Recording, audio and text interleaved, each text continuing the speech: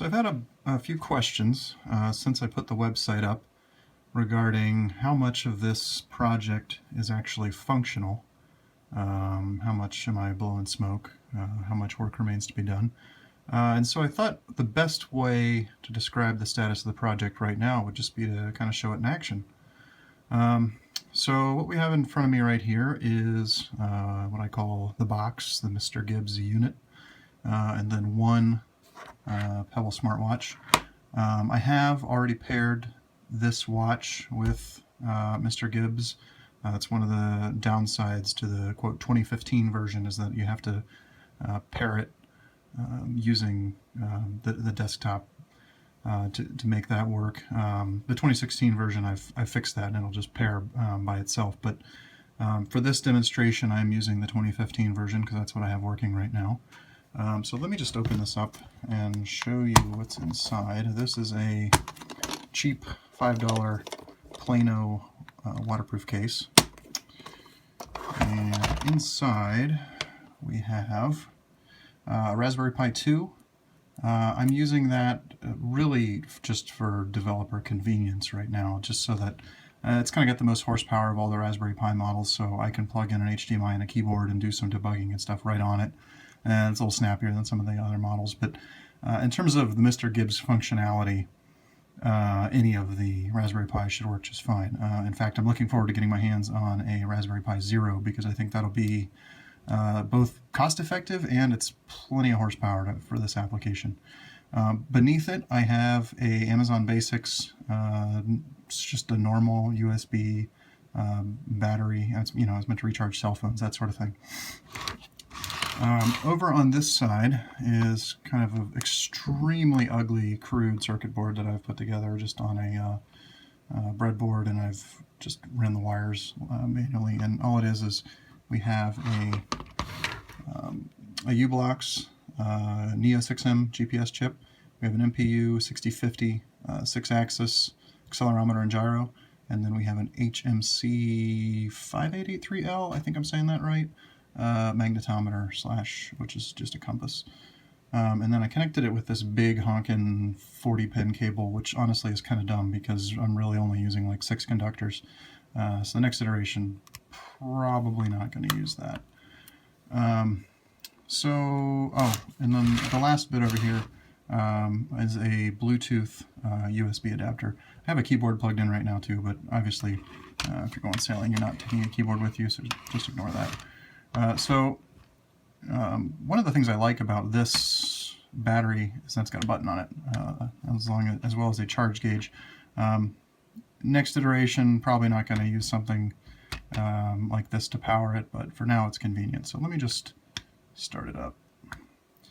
And we have some blinking lights, and it's going to take a minute. Now, one thing that you should notice on the Pebble is that it's just on a watch face. I don't actually have to do anything to the Pebble. Since it's paired already, the Mr. Gibbs application will launch. It'll find the Pebble. It will install the application, and then it will start the application on the Pebble. The other thing I should note is that I'm in the basement right now, so it's not going to get much in the way of GPS signal. Let's just give it a second here. Normally it takes, I think, like a minute to start up, so it's got a bit of a lengthy startup time, but it's usually not a big deal. You hit the power on this thing when you're, I dry sail, so I mean we strap this thing to the back of the boat when it's still on the trailer and turn it on. And you can see on the Pebble here, it started and launched the app. So I'm going to push this back out of the way because we're not actually going to look at that very much longer. So you can see right now, the first screen that comes up, we've got kind of our dashboard. We can look at 3 numbers at a time. We've got speed, we've got course over ground, and we've got countdown. The bottom button, since the bottom section is the countdown, I can actually use that bottom button to work the watch. So if I hit that button, so we start our countdown. And then I can, let's say, I was late to the gun. We need to sync.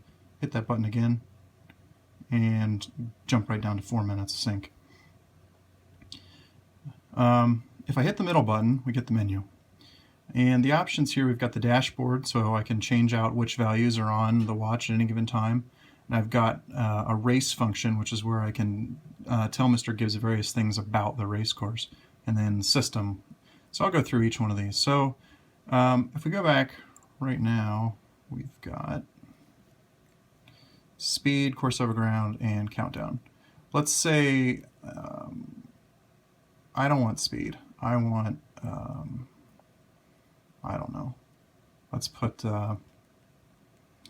VMG on top. Now, it's not going to give me VMG right now because I haven't put in any mark data, but I'm just giving you, trying to show you how I change out various dashboard values.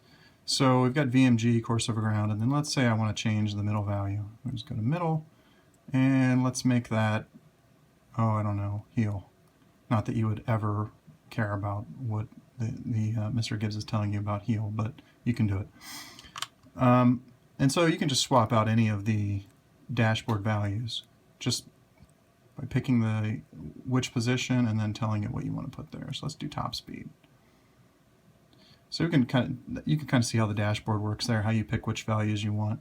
And then the nice thing is if you've got 2 or 3 pebbles, say you've got a skipper and a crew or a skipper and 2 crew, each watch, the dashboard is saved sort of individually. So let's say the skipper wants,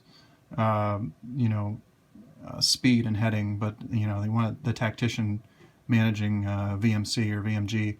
You can do that no problem. I mean, it keeps track of which pebble is doing what.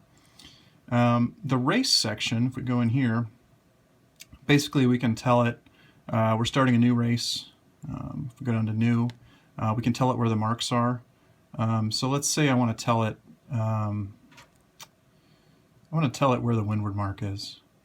I can do this one of 2 ways. I can mark the location, which is basically saying I'm sailing by it right now. Mark this as the windward mark. Or the other option is I can set the bearing. The bearing, basically the way that works is I hit that. Now I have to calibrate the compass, of course. This is you only have to do this once every time you reboot the pub. Okay, so there we go. So now it's taken a bearing, and I actually am pointing about due north, which is kind of surprising. It's this accurate, sitting next to so many electronics. But out on the water, this does a pretty good job. Let's say we're pointing right at the windward mark right now, and it's at 30 to 40 degrees. Yeah. Sail a little bit, and then we want to do that again.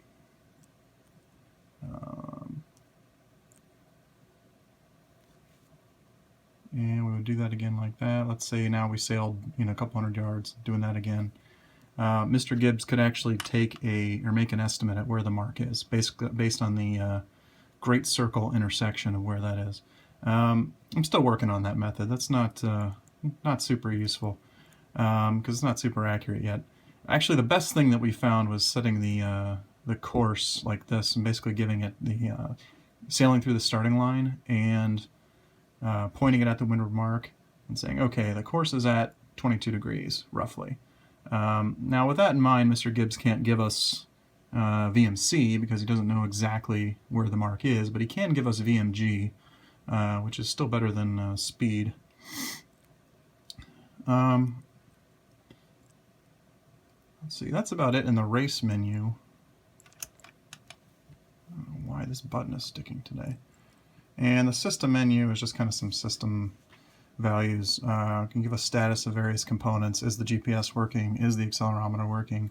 Calibrate is basically, like let's say you hadn't mounted the unit when you turned it on, because it zeroes out the accelerometer and everything based on where it is when it starts up. So if you turn it on and then throw it in the boat, the calibration is going to be off, so you want to calibrate that. And then restart, reboot, and shut down all do exactly what you would expect them to do. Shut down the system. So that's about it. Mainly when I sail this season, we sailed with speed and heading, and only towards the end of the season did we start messing around with some of the other dashboard values. The useful ones that I found, as I mentioned in my blog, were the current tack delta. So how many degrees up or down are you on the current tack? And then also we got VMG and VMC working, which anybody who's sailed with those numbers can tell you those are a lot more useful for on a windward leeward type course than just speed, because not only do they tell you, are you going fast, but are you going fast in the right direction? But anyway, I get into more details about how I use those numbers and how the system works. I just wanted to give you a quick overview and let people actually see it in action.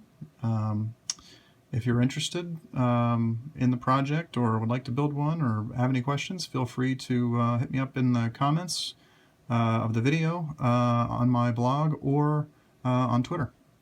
Thanks for watching.